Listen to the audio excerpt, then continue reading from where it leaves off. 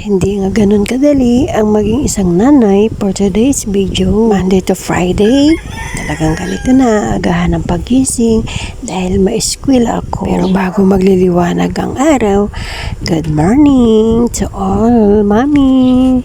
Gising na ba ang lahat? Binabati ko rin ng good morning sa mga tatay na nagpapakananay. Gaya ng ginagawa naming mga mommies, ginagawa din nila to para sa kanilang anak. Siyempre, sa lahat ng nanay at sa lahat ng nagpapakananay na naging tatay na nagpapatuloy at lumalaban para sa kanilang anak.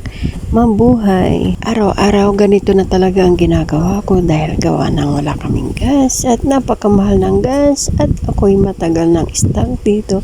Ito na yung gawain ko kapag ako ay nandito sa Pilipinas. Dahil nga nanay tayo, gawin natin yung obligasyon nating matagal na hindi natin nagagawa pansamantala dahil hindi na naman natin alam ang araw. Kaya ginagawa ko ito para sa anak ko, para walang araw.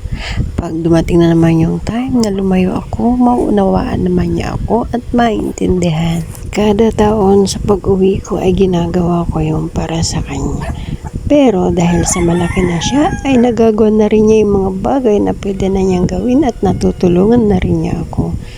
Basta kaming magnanay, may deal kaming dalawa, Monday to Friday. Ako yung gagawa para sa kanya sa umaga, pero pagdating niya sa hapon, ay bahala naman siya. Kaya napakaswerte ko sa anak kong musmus. Dahil sa murang edad niya, ay malaki na ang naitutulong niya. Nakakatulong na siya sa mga gawaing bahay at talagang masasabi kong siya ay tunay na maaasahan. Maagang pagising ko sa umaga ay mas dinubli ko pa ang aga dahil gawa ng may lakad nga tayo. Fast forward na nga tayo. Ako ay nakarating na sa dapat kong puntahan. Wala nila batid alog. Arawila man ay na karakukulan kulad sa'yo. Wala almon ko. O agko na almo. Katon ako ang tano. Inerlay ko lang ko. Agaylay irap. So pansabayan sa oras. Agto sarag. Ang ganon to'y sinapbay ko. Agkunin na. Butan may anapang ko. Tagadya at sariling lugar pero ako yan na akar-akar katon liber-liberin tila galila tayo pasyarta kayon magano tano si siyak sa pimaway abong ay susulitan kon talaga sulalaan ko ay agi singan tayo may nablo siya kabayo abay bayag iaga kalabas at kwadrato asurub-surub ko lalamot ire ako na susurub biya lugar katon galila tayo pasyarta kayo magano tan mimisa tayo mat.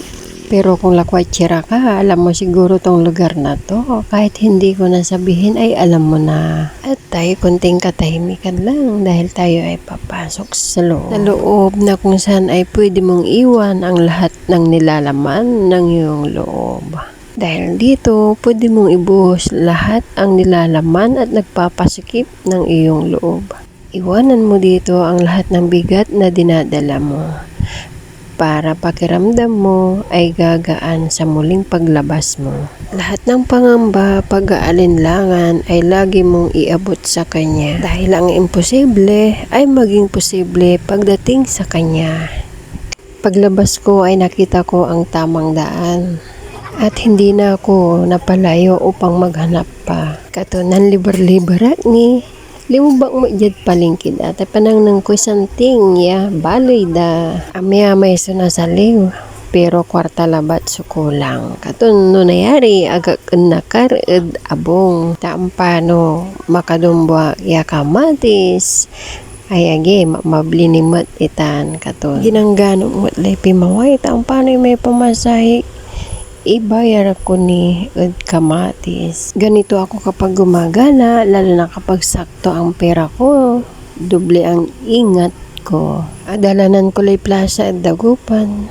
Manang tayo magano'y naakan. Tapano nirong tayo kakiwan. Iraraya sumakapamis na wala ka adbiyak na bansa. Tan wala ka biyak na bansa, nakar ka, pero walay kaibam si madam. Agkamot makapanjal teng tasay matanan amo walad banag mon lanang. Manal mo tayo na pwestoan magano, tangaluwak lay tusok-tusok, antayo may tusok-tusok, kwek-kwek mo.